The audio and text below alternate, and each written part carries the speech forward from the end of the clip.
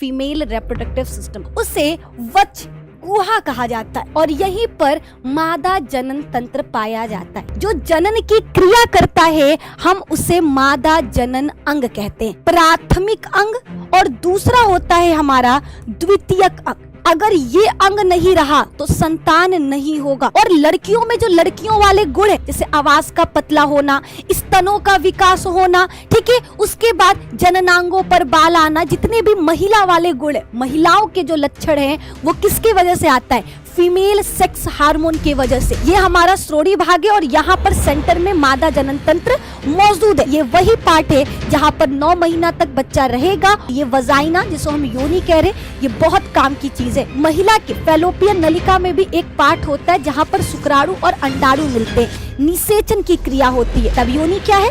योनि यह लगभग 8 सेंटीमीटर लंबी नलिका रूपी पेशीय संरचना होती है। तो बाह्य जननांग को अगर बाहर से देखा जाए तो यहाँ पर तो बाल की जैसा संरचना पाया जाता है।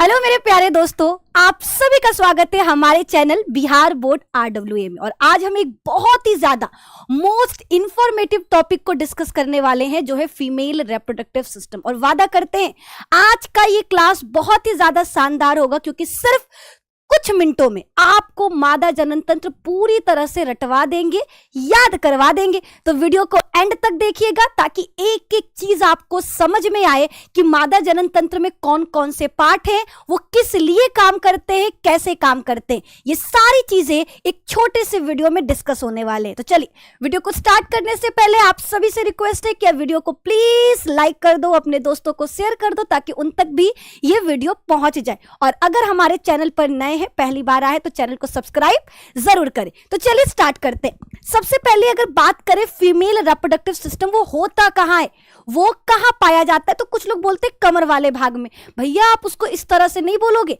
हम एक मान लो महिला को बना रहे, ठीक है, थोड़े देर के लिए समझ लो ये हमारी एक कलुई नाम की लड़की है। तो अगर इसके बॉडी पार्ट को देखा जाए तो पूरे बॉडी को 3 पार्ट में डिवाइड किया जा सकता है। अब वो पार्ट कौन कौन सा है?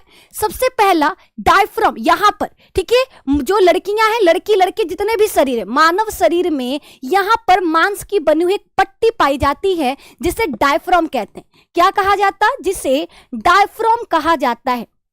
इसी के वजह से हम सांस ले पाते हैं, ठीक है। सांस जो हम छोड़ते हैं वो डायफ्राम की वजह से। फेफड़े के पास औकात नहीं है कि वो सांस ले सके और छोड़ सके। ये डायफ्राम उसको क्या करता है? पीछे से धक्का देता है ताकि डायफ्राम ऊपर की तरफ निकले, उठे और कार्बन डाइऑक्साइड बाहर निकाले। लेकिन हम यहाँ पर ये नहीं पढ़ेंगे। हम आपको बता दें, ठीक है, एक मनुष्य के शरीर में भी, महिला को देख रहे तो मादा के शरीर में यहाँ पर मांस की बनी हुई एक पट्टी है जिसे डायफ्राम कहते हैं। इस डायफ्राम के ऊपर वाला भाग जहां पर फेफड़ा पाया जाता है, उस हिस्से को वक्ष गुहा कहा जाता है। याद रखना, उस हिस्से को क्या कहते हैं मेरे दोस्त? उसे वक्ष गुहा कहा जाता है। फिर आइए डायफ्राम के नीचे वाला भाग जहां पर पेट, जिसको हम पेट कहते हैं, जिसमें अमाशय, अग्नाशय, यकृत, लीवर, यकृत को लीवर कहते हैं, आंत, छोटी आंत, बड़ी आंत, ये सारी चीजें पाई जाती हैं। इस हिस्से को उदर गुहा कहा जाता है। क्या कहा जाता? उदर गुहा। डायफ्राम के ऊपर वाला भाग वक्ष गुहा, डायफ्राम के नीचे वाला भाग उदर गुहा। और ये जो कमर वाला भाग है इसे श्रोणि भाग कहते हैं। क्या कहते हैं? श्रोणि भाग कहते हैं। और यहीं पर मादा जनन तंत्र पाया जाता है। क्या पाया जाता?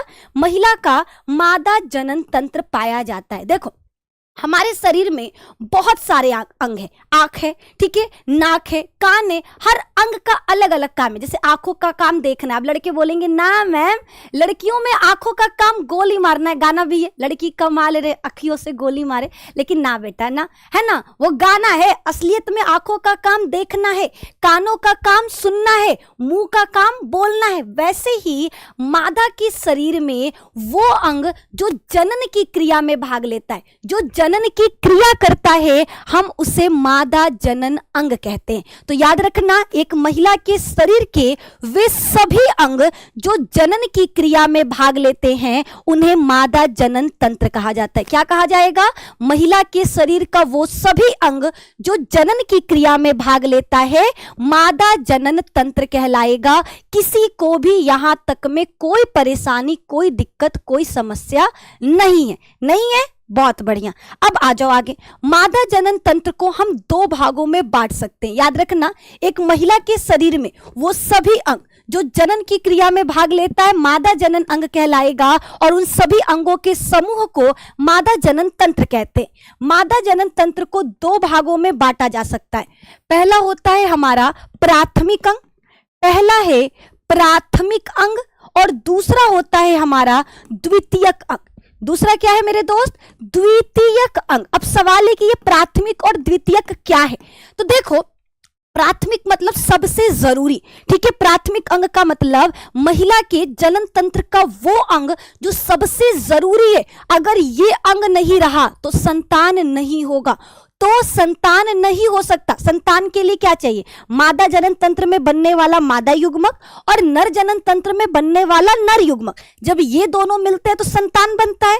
तो मादा युग्मक कौन बनाएगा? ये प्राथमिक अंग। अगर ये अंग नहीं रहेगा तो मादा युग्मक नहीं बनेगा, और मादा युग्मक नहीं बनेगा तो संतान नहीं हो सकता। संतान होगा ना, नको, नो, नॉट, नेवर, नहीं होगा भैया। बस सरल शब्द में समझ जाओ।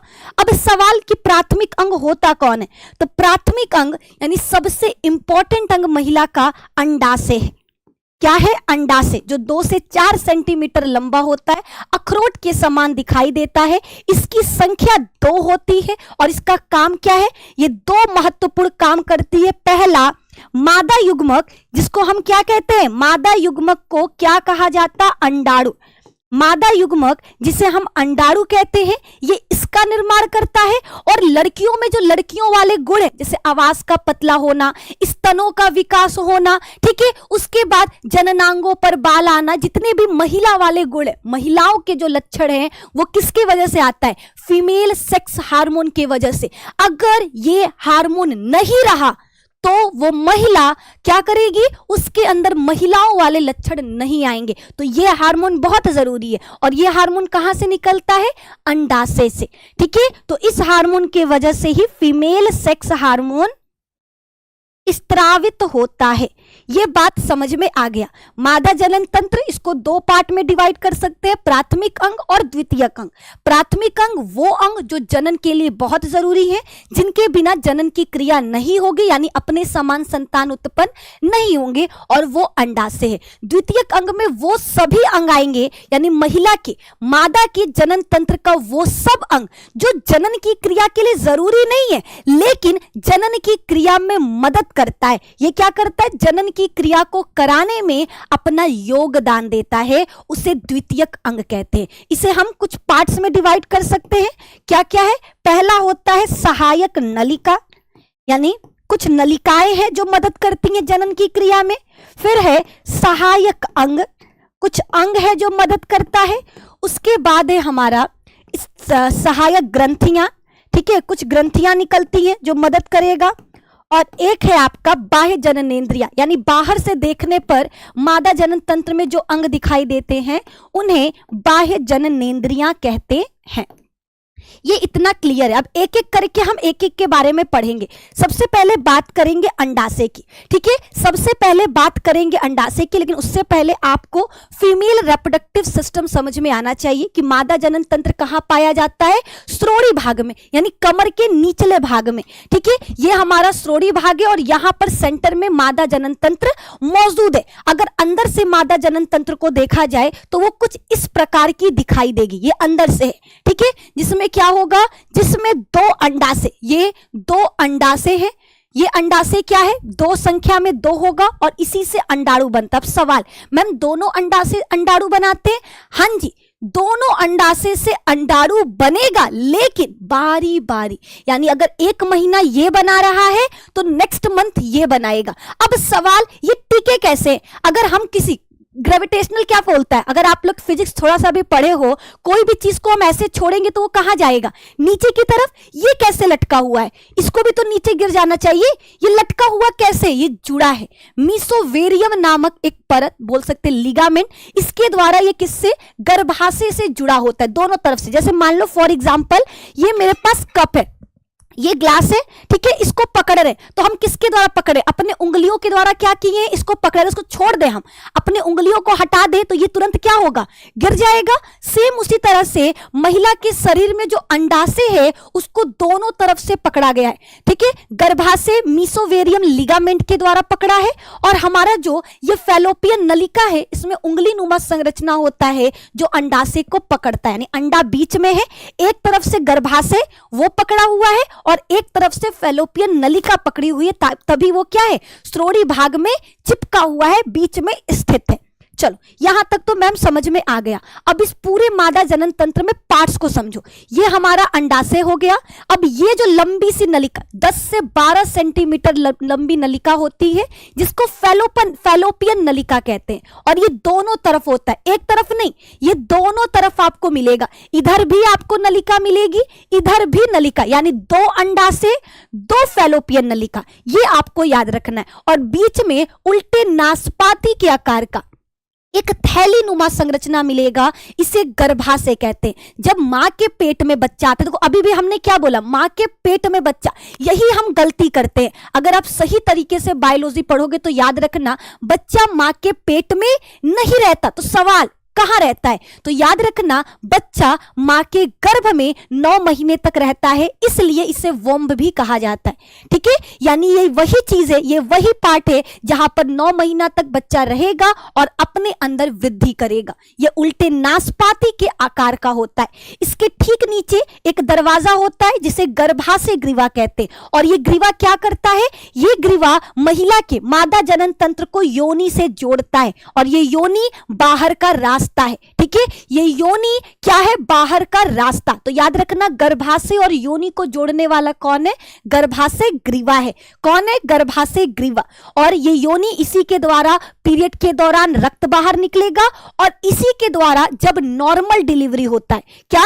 जब नॉर्मल डिलीवरी होता है तो बच्चा इसी से बाहर आता है। तो ये वजाइना, जिसको हम योनि कह रहे, ये बहुत काम की चीज है ना, ये बहुत काम की चीज है, ये आपको याद रखना है।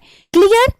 चल, ये पूरा मादा जनन तंत्र हमको समझ में आ गया कि मादा जनन तंत्र में क्या क्या चीजें। अब एक एक के बारे में जो जो चीजें आपको पता होनी चाहिए, एग्जाम के पॉइंट ऑफ व्यू से जो जो चीजें इंपॉर्टेंट है उनको समझ लेते हैं, ठीक है। तो एक एक पार्ट को हम डिस्कस करेंगे। सबसे पहले हमने कहा कि जितना भी मादा जनन तंत्र है, बाहर से देखने पर और अंदर से देखने पर, ये 2 पार्ट में डिवाइडेड होगा, ठीक है। बाहर से हमको जो अंग दिखाई देगा उसे बाह्य जनन इंद्रिया कहेंगे, और अंदर से अगर मादा जनन तंत्र को देखा जाए तो वो कुछ इस प्रकार का आपको दिखाई देगा। इसके सभी अंगों को हम 2 भाग में बांट सकते हैं। एक होता है प्राथमिक जनन अंग और एक होता है द्वितीयक जनन अंग। प्राथमिक जनन अंग यानी वो अंग जिनके बिना जनन की क्रिया नहीं हो सकती, और वो आपका कौन है? अंडाशय है। क्यों है? क्योंकि अंडाशय ही आपके मादा युग्मक अंडाणु का निर्माण करेगा और फीमेल सेक्स हार्मोन का स्त्रावण करेगा। दूसरा, वो सभी अंग जो जनन की क्रिया के लिए जरूरी नहीं है लेकिन जनन की क्रिया में मदद करते हैं, द्वितीयक जनन अंग के अंतर्गत आएंगे। इसमें गर्भाशय आता है, फैलोपियन नलिका आता है, गर्भाशय ग्रीवा आएगा, योनि आएगा, बाह्य जननेंद्रिय आएगा, और सहायक ग्रंथियां आएंगी। ग्रंथियों में 2 ग्रंथि महिला के जनन तंत्र में पाया जाता है, बार्थोलिन और स्तन। इनको अच्छे से आगे समझाएंगे, ठीक है। चलो अब बात करते हैं अंडाशय की। किसकी? अंडाशय की। अंडाशय क्या है? स्त्री का प्राथमिक जनन अंग है, इसके बिना जनन की क्रिया नहीं होगी। ये एक जोड़ी पाया जाता है, और अंडाशय कहां? उदर गुहा में स्थित होता है। अंडाशय वृक्क के यानी किडनी के पास मेसोवेरियम लिगामेंट्स के द्वारा गर्भाशय से जुड़ा होता है। अंडाशय ठोस होता है, बोल सकते हैं ये किसकी तरह होता है? तो आपका अखरोट देखे हो ना, वो अखरोट के आकार का होता है। अंडाशय एक झिल्ली के द्वारा, ये अंडाशय है, इसको चारों तरफ से एक झिल्ली ढकी होती है जिसको एपिथीलियम झिल्ली कहते हैं। क्या कहते हैं? एपिथीलियम झिल्ली कहते हैं। और अंदर का पूरा भाग स्ट्रोमा कहलाता है। अंदर का भाग क्या कहलाएगा? स्ट्रोमा कहलाएगा। स्ट्रोमा को हम 2 पार्ट में डिवाइड कर सकते हैं, कॉर्टेक्स और मेड्यूला, ठीक ठीक है, इनको डिटेल में हमने पढ़ाया है। एक क्लास लाएंगे हम अंडाशय पर, जहां पर डिटेल में अंडाशय के बारे में सब कुछ समझाएंगे। बट अभी इतना समझो कि महिला के शरीर में एक जोड़ी अंडाशय होगा जो वृक्क के पास होगा। यह मेसोवेरियम लिगामेंट द्वारा गर्भाशय से जुड़ा होता है। अंडाशय अखरोट के आकार का होता है। अंडाशय की सतह पर छोटे छोटे दाने जैसे उभार होते हैं जिन्हें ग्राफियन पुटिका कहते हैं। और ये ग्राफियन पुटिका ही क्या करेंगे, अंडाणु बनाएंगे। और इन पुटिकाओं से ही दो हार्मोन निकलता है, एस्ट्रोजन और प्रोजेस्टेरोन। ये महिला सेक्स हार्मोन है।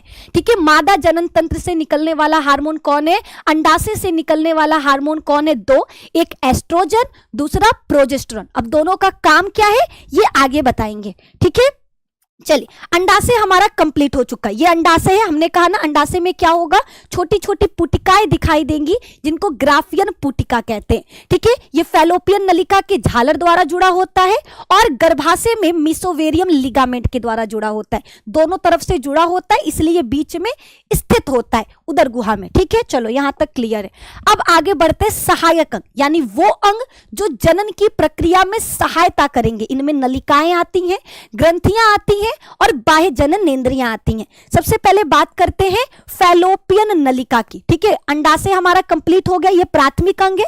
अब इसके बाद के जितने भी अंग हैं वो सहायक जनन अंग में आएंगे, यानी ये जरूरी नहीं है केवल जनन की क्रिया में मदद करेंगे। जिसमें सबसे पहला है फैलोपियन नलिका। ये संख्या में 2 होता है। संख्या में कितना होता है, 2 होता है। इसे अंडवाहिनी भी कहते हैं, ये भी याद रखना। ठीक है, इसे अंडवाहिनी के नाम से जानते हैं। ये 10 से 12 सेंटीमीटर लंबा होता है और ये संख्या में 2 गर्भाशय के दोनों तरफ जुड़ा होता है।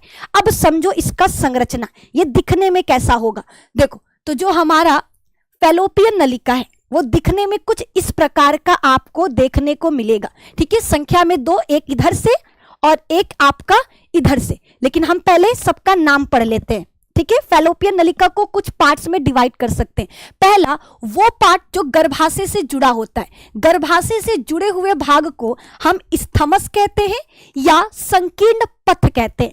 ठीक है, सबसे चौड़ा भाग, यहां पर अंडा और शुक्राणु मिलते हैं। जैसे लवर पॉइंट होता है ना, जहां पे लड़का लड़की मिलते हैं कॉलेज के बाद, कोचिंग के बाद, है ना, जिसको बंद करवाना जरूरी है। वही तरह महिला के फैलोपियन नलिका में भी एक पार्ट होता है जहां पर शुक्राणु और अंडाणु मिलते हैं, निषेचन की क्रिया होती है। इसको लवर पॉइंट या भैया आप एम्पुला, लिख मत देना परीक्षा में लवर पॉइंट, तो मुंह तोड़ा हो गया, मुंह तोड़ाएंगे, है ना। इसको एम्पुला कहते हैं। क्या कहते हैं, एम्पुला कहते हैं। तो स्थमस, एम्पुला। अब ये देखो, ये थोड़ा कीप के जैसा नहीं लग रहा। कभी बचपन में आप लोग मट्टी का तेल खरीदने गए हो तो गैलन में जब हम लोग कुछ खरीदते थे, ठीक है, मट्टी का तेल इस तरीके से गैलन होता था, तो जो दुकानदार होता है वो क्या करता था, ऐसे कीप लगा देता था ताकि तेल इसमें डाले तो आसानी से अंदर की तरफ चला जाए। तो यहां पर ध्यान से देखो, यहां कीप जैसा संरचना नहीं दिखाई दे रहा, दिखाई दे रहा ना, तो इसको कहते हैं कीपक, इसको कहते हैं कीपक। और ये उंगली नुमा जो संरचना दिखाई दे रहा, इसे अंग्रेजी में फिम्बरी या हिंदी में झालर कहा जाता है, जो क्या करता है, अंडाशय को पकड़ने का काम करता है। तो ये हो गया आपका कंप्लीट। फैलोपियन नलिका में जो भाग गर्भाशय से चिपका रहता है उसे स्थमस कहते हैं। जहां सबसे चौड़ा भाग, फैलोपियन नलिका का सबसे चौड़ा भाग जहां पे अंडाणु और शुक्राणु मिलते हैं, उसे एम्पुला या तुम्बिका कहते हैं। ठीक है, फिर उसके बाद अंडाशय के पास क्वेश्चन आता है, अंडाशय के सबसे पास कौन सा भाग पाया जाता है, कीपक। इसे अंग्रेजी में इनफंडिबुलम कहते हैं। ठीक है, कीपक में उंगली नुमा संरचनाएं होती हैं जिसे झालर कहा जाता है। ये आपका कंप्लीट। ठीक है, फैलोपियन नलिका पूरी तरह से कंप्लीट हो चुका। दोनों ओर की फैलोपियन नलिकाएं संयुक्त होकर गर्भाशय का निर्माण करती हैं, यानी दोनों मिलकर के क्या करेंगी, बीच में गर्भाशय बनाएंगी। गर्भाशय चौड़ा थैले के समान संरचना होता है। गर्भाशय कैसा होता है, उल्टी नाशपाती के आकार का। ये देखो, ये गर्भाशय है, ये उल्टी नाशपाती के आकार का थैले के समान संरचना होता है और इसमें 3 परत पाया जाता है। गर्भाशय में याद रखना 3 महत्वपूर्ण परत पाया जाता है, जिसकी वजह से बच्चा क्या है, मां के पेट में 9 महीने तक रहता है। ये बहुत छोटा होता है, लेकिन प्रेगनेंसी के टाइम पर ये बहुत बड़ा हो जाता है, तभी तो बच्चा 9 महीने तक रह पाता है। आप देखो ना, प्रेग्नेंट महिला का जो गर्भाशय होता है वो पेट नहीं बढ़ता है, पेट जहां था वहीं पर है। ठीक है, अगर पेट में गड़बड़ होगा तो छोटा आंत, बड़ा आंत, अग्नाशय, अमाशय कहां जाएगा, वो पेट का पेट जैसे था नॉर्मल आदमियों में वैसे ही औरतों में है, ठीक है। पेट के नीचे जो थैली पाया जाता है उसे गर्भाशय कहते हैं, उसके आकार में वृद्धि होता है। सवाल, मैम वो इतना से इतना कैसे हो जाता है? तो देखो, गर्भाशय में 3 परत पाया जाता है। गर्भाशय में याद रखना 3 परत पाया जाता है।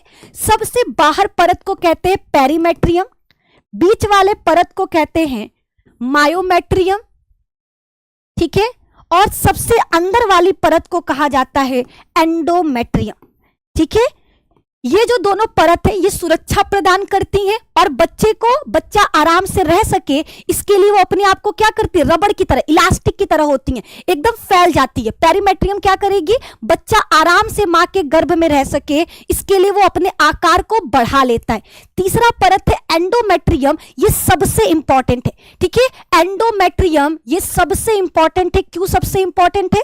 क्योंकि ये खून का बनता है, ये खून का बना परत है, याद रखना, ठीक है। ये परत बच्चे को 9 महीना तक रहने के लिए रह पाए, बच्चा 9 महीने तक मां के पेट में रह पाए, इसके लिए ये परत बनता है ताकि आराम से बच्चा 9 महीने तक रह सके। लेकिन अगर बच्चा मां के पेट में नहीं आया, ठीक है, मान लो महिला के शरीर में हर महीने एक अंडा बन रहा, अंडाशय क्या करता है, हर महीने एक अंडा बनाता है, हर महीने एक अंडा बनाता है। अब जरूरी तो नहीं कि हर महीने उसको शुक्राणु मिल जाए, अगर अंडे को शुक्राणु नहीं मिलता तो अंडा टूट जाता है, अंडा क्या होगा, टूट जाएगा। अब अंडा टूटा तो जो खून का ये परत बनता है जिसका नाम एंडोमेट्रियम है, ये भी टूट जाएगा और टूट करके महिला के योनि से रक्त के रूप में निकल जाता है जिसे हम पीरियड कहते हैं। तो इस क्लास में हमने ये भी आपको करा दिया है ना। तो गर्भाशय हमारा कंप्लीट, गर्भाशय में 3 परत पाया जाता है, पेरीमेट्रियम, मायोमेट्रियम, एंडोमेट्रियम, ये तीनों नाम आपको याद रखना है। एंडोमेट्रियम खून की बनी हुई परत होती है जो क्या करती है, 9 महीने तक बच्चा रह सके इसलिए बनता है। लेकिन अगर बच्चा मां के गर्भ में नहीं आता तो ये दुखी हो जाएगी और टूट करके निकल जाएगी जिसे हम पीरियड कहेंगे। चलिए आगे की तरफ बढ़ते हैं। अब बारी है योनि, ठीक है। गर्भाशय के ठीक नीचे एक द्वार होता है जिसे गर्भाशय ग्रीवा कहते हैं और ये द्वार गर्भाशय को योनि से जोड़ने का काम करता है। किससे? गर्भाशय को योनि से जोड़ने का काम करता है। योनि क्या है?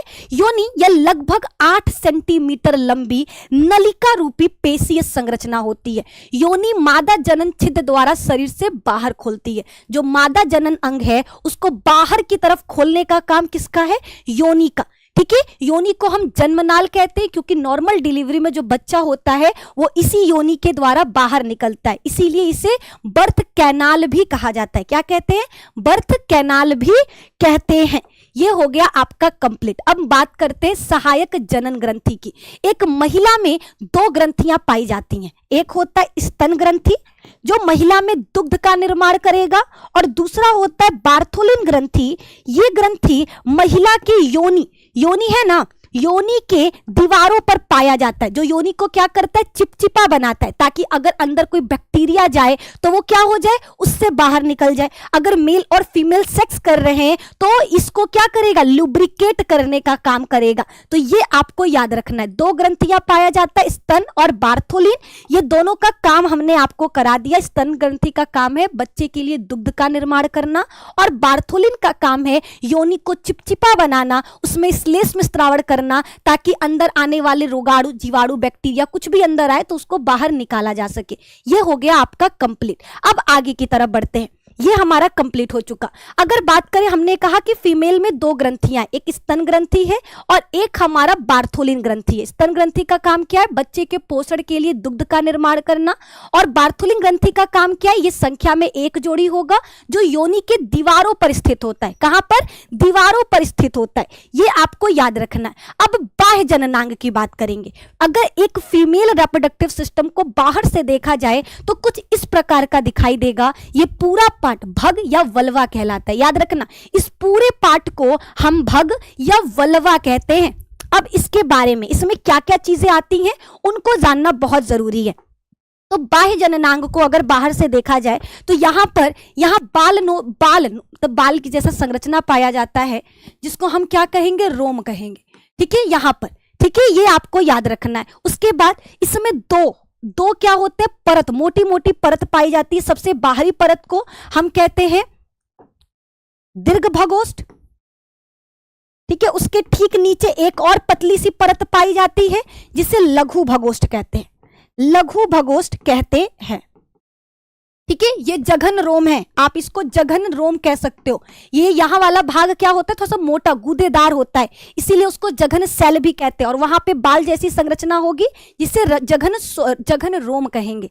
यहाँ पर उंगली नुमा संरचना पाया जाता है जिसे क्लाइटोरिस कहते हैं। ये बिल्कुल मेल के शिश्न के समान, मेल में जैसे शिश्न होता है ना, लंबा बेलनाकार संरचना, ठीक है, जो क्या करता है, जो बहुत ही ज्यादा सेंसिटिव होता है, सेम वैसे ही महिलाओं में क्लाइटोरिस है, ये बिल्कुल सेंसिटिव है, मेल के शिश्न के समान। क्वेश्चन आता है कि शिश्न के समजात अंग कौन है, तो याद रखना हमारा क्लाइटोरिस है, ये आपको याद रखना है। अब आगे की तरफ बात करेंगे। यहां पर एक छिद्र होता है जिसे हम कहते हैं क्या, इस छिद्र को कहा जाता है मूत्र छिद्र, जहां से महिला मूत्र त्याग करेगी। और यहां पर जो छिद्र होता है इसे ही योनि कहते हैं। और यही क्या है, वो रास्ता जिसके द्वारा मादा जनन तंत्र बाहर की तरफ खुलता है। इसी से पीरियड के दौरान ब्लड बाहर आता है, इसी से प्रेगनेंसी के टाइम, नॉर्मल डिलीवरी के दौरान बच्चा बाहर आता है। तो ये पूरा का पूरा पार्ट क्या है मेरे दोस्त, ये आपका भग यानी वल्वा है, यानी बाहर से देखने पर मादा जनन तंत्र कुछ इस प्रकार का दिखाई देगा जिसमें ये पार्ट पाए जाएंगे। एक चीज याद रखना, योनि पर एक पतला सा कागज के समान, ठीक है, योनि पर पतला कागज के समान एक परत होता है जिसे हम हाइमन कहते हैं।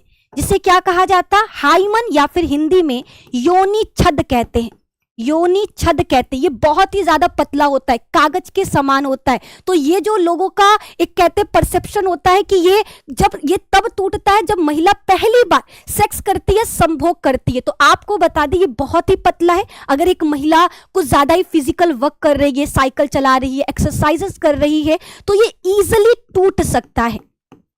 तो ये बिल्कुल अपने मन में मत रखना कि ये तभी टूटेगा जब फीमेल पहली बार सेक्स करेगी, तो ये गलत है। तो ये पूरा हमने मादा जनन तंत्र का पूरा जितना भी चीज जो आपको एग्जाम में लिखना होगा वो सारी चीजें कंप्लीटली समझा दी है। अगर अभी भी कोई डाउट रहता है तो आप क्या कर सकते हो, कमेंट बॉक्स में हमसे पूछ सकते हो। आज की क्लास में हमने मादा जनन तंत्र को बहुत ही डिटेल में एक एक चीज को समझाया है ना। तो अगर आपको वीडियो पसंद आया तो वीडियो को प्लीज लाइक करना, लाइक जरूर करो अगर क्लासेस अच्छा लगा। अगर आपको मादा जनन तंत्र पूरा एकदम बेहतरीन तरीके से समझ में आ गया है तो, और अपने दोस्तों को भी शेयर करना ताकि उन्हें भी मादा जनन तंत्र एकदम डीप में डिटेल में समझ में आ जाए। ठीक है, चलो मिलते हैं नेक्स्ट वीडियो में, जहां पर इसी तरह से बायोलॉजी का कोई इंफॉर्मेटिव इंटरेस्टिंग टॉपिक लेकर आएंगे जिसे हम बहुत ही हंसी मजाक मस्ती के साथ डिस्कस करेंगे। तो बहुत बहुत धन्यवाद।